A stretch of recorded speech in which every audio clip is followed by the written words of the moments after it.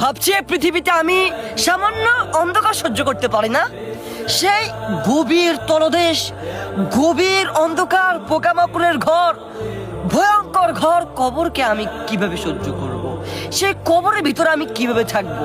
সামান্য এই পৃথিবীতে একটা টিনের ঘরের মধ্যে যখন ফোঁটা ফোঁটা পানি পড়ে বৃষ্টির সময়, তখনই আমরা থাকতে পারি না। সামান্য রাত্রিতে আমরা বাসায় একা থাকতে পারি না। সে অন্ধকার কবরে, বাঁশ ঝাড়ের ঠিকানায়, যেখানে কোনো মানুষের আনাচে কানাচে কোনো কিছুই নেই, কোনো পাখির আওয়াজ নেই, কোনো কিছু নেই, নীরব নিস্তব্ধ অন্ধকার, পোকামাকড়ের ঘর, সাপের ঘর, বিচ্ছুর ঘর, দুপাশের চাপ, উপরের চাপ, নিচের চাপ, কুল্লু নাফসিন যায়িকাতুল মাউত।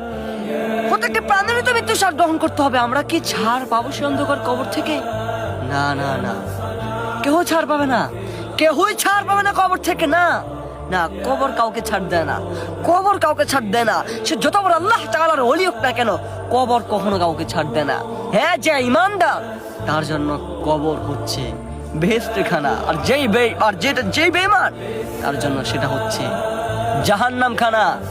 হ্যাঁ, জাহান্নামখানা। ভাবছি কিভাবে থাকবো সে অন্ধকার কবরে, কিভাবে? আফসোস আফসোস, হায় হায়।